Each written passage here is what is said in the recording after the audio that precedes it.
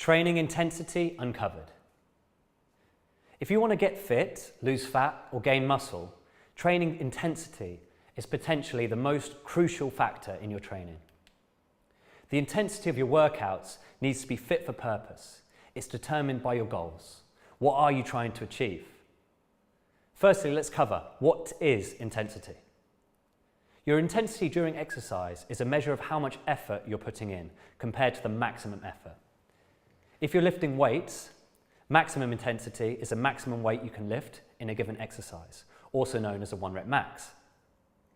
If you can bench press 100 kilos and you're currently bench pressing 60 kilos, you're at 60% intensity.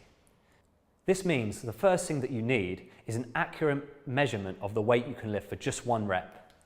But I wouldn't recommend doing 1 rep max tests per se. I would suggest either doing 5 rep max tests or even 10 rep max tests and then calculating your 1 rep max from that number. Why does intensity matter? The intensity of your workouts has a huge effect on the outcome. A study in 2015 took a group of young men and put half of them on a high volume, so 4 by 10 rep, low intensity, 70% of maximum workout, and the other half on a low volume, which is 4 by 4 reps, high intensity, so that's 90% of maximum, and the high intensity group improved their 1 rep max by an average of 15% compared to 7% for the low intensity group. This study is not alone.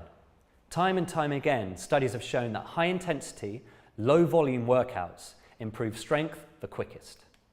If your muscles get stronger, but you don't adjust your workout, your results will plateau. If you want to keep seeing improvements, you have to up the intensity. This is known as progression or progressive overload, and it is essential if you want to keep getting fitter and stronger. If high intensity is so good, why not just go all out at 100% intensity? It sounds plausible, but it's not a great approach in practice for most people. Firstly, always lifting your maximum can put a high strain on your body and massively increase the risk of injury, especially in inexperienced lifters. Secondly, by increasing the number of reps, your body recruits more muscle fibers in the exercise. This works out more muscle, allowing for greater strength and size gains. And don't forget to rest. It can be tempting to think that the harder a workout is, the more beneficial it must be. But studies have shown that taking a longer rest between sets, such as 2 to 3 minutes instead of 1 minute, actually leads to increased strength and muscle mass. Why would you go for low intensity, high volume workouts? There are a few times when dropping the intensity is a good idea. If you just want to get big muscles, hypertrophy or muscle growth increases with a lower intensity, higher volume. So if your only goal is to grow your muscles quickly, this option is for you. If you want to improve muscle stamina, if you're training for a sport such as rock climbing, pure strength is probably not your main concern. You just want to be able to hold on for as long as possible. Low intensity workouts targeting key muscles can improve stamina much more effectively than high intensity workouts. If you stop seeing results, changing in intensity can promote muscle growth if your body has become accustomed to your usual intensity range. Changing your rep ranges and reducing intensity can also work well if you're recovering from injury. Also, while high intensity exercise might provide the best bang for your buck, it's not without risk. High intensity workouts can increase the risk of injury if you overdo it. So if you're planning on increasing the intensity of your workouts, you need to be careful. Proper technique, supervision and good coaching have all been shown to reduce the chance of injury. If you're new to weightlifting or feel like you have room to improve, consider hiring someone to help show you the correct form of the exercises.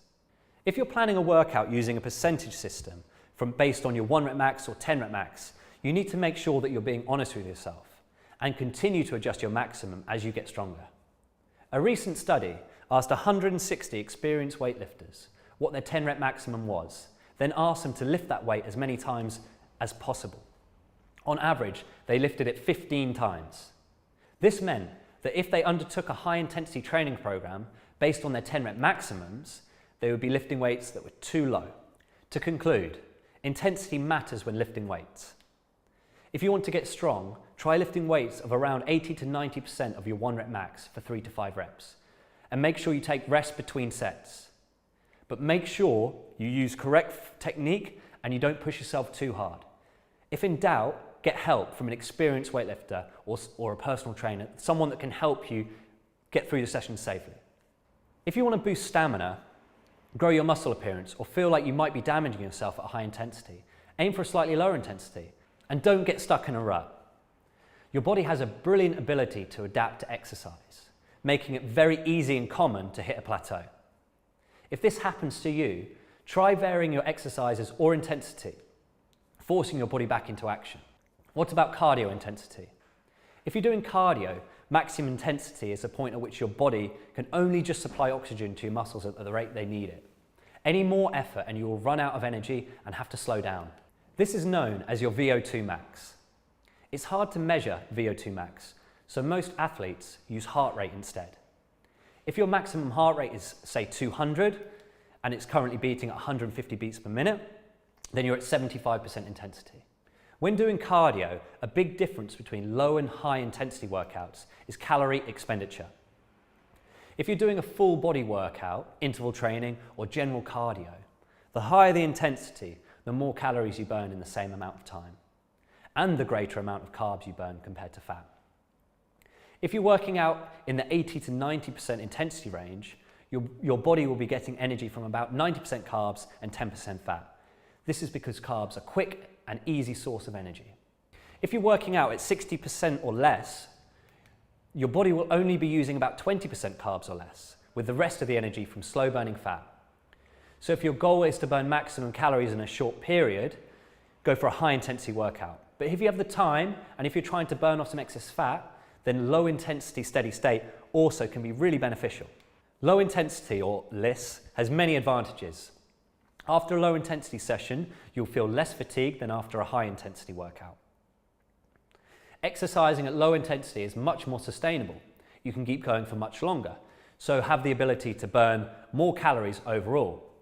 This makes it much easier to create a calorie deficit. It's easier to find the willpower also to do lower intensity training. Finally, the chance of injuring yourself is low when you're doing low intensity. If you're time short and very motivated, there is another technique you can utilize to lose fat and get fitter: high intensity interval training, or HIIT. HIIT is popular, and justifiably so. Research has shown again and again and again that just 10 minutes of exercise a day, 3 times a week, can reduce body fat, improve aerobic capacity, and increase insulin sensitivity. The reasons for this are a bit technical, but the theory is that this kind of exercise gives your metabolism a boost that lasts well beyond the length of the workout. To get the full benefits of high intensity cardio, you need to exercise for around 10 bursts of about 30 seconds with short rests in between. These bursts need to be incredibly high intensity, pushing up towards 90% of your maximum heart rate. This type of exercise is not for everyone. It should be almost painfully hard. As one study put it, you have to be highly motivated to tolerate the accompanying discomfort. This kind of high intensity exercise also carries with it a higher risk of injury. Warming up is a really important but often overlooked part of high intensity interval training. It's also hard to maintain the required level of intensity. If your intensity drops under the 90% mark, the aerobic benefits of HIIT begin to drop considerably. You will effectively just be doing a very short, moderate intensity workout, which will give you little health or fitness advantage. However, if you are careful to warm up correctly and have the motivation and are willing to suffer the discomfort of high intensity, it can be a great way to burn fat, especially if you find yourself lacking in time. Regardless of your preferred intensity level, if your goal is to lose fat, you must pair your workout with a calorie deficit. Just doing a bit of exercise, even a few hours a week, will likely have little effect on your weight. In fact, a study carried out in 2012 showed that people lose very little weight, if any, when they increase their exercise. Partly because exercise makes people lazier the rest of the time, and also because exercise makes you hungry. If you want to lose weight, you must be in a calorie deficit. Weight loss can be achieved without any exercise at all. But if you're after improvements in body composition and want to get fitter and healthier, exercise plays a really important role. If you're in a calorie deficit and want to lose fat but not muscle, resistance training will help. It promotes the retention of muscle and also will aid in fat loss. To conclude, the intensity of your cardio workout should be determined by your goals, your motivation, and how much time you have. If you've got lots of free time, don't enjoy very intense exercise, and are trying to maximize fat loss, long, low-intensity workouts are a great way to increase calorie expenditure, drop fat, improve fitness, reduce the chance of injury, and to enjoy yourself. But if you lack free time and you're highly motivated, high-intensity interval training, when combined with an adequate warm-up, is a fantastic tool for getting fitter and improving body composition in a very short amount of time. It's also really important to be consistent. Find what works for you and don't always push yourself at maximum intensity. There's no point in going flat out, then not having the energy or enthusiasm to keep it up long term. Pushing yourself too hard all the time will also make it more likely that you will get injured. Find a balance between intensity and consistency which works for you, and you will achieve your health and fitness goals. I hope you found this video on intensity useful. If you have any questions for me at all about your weight training intensity or your cardio intensity, feel free to send me an email.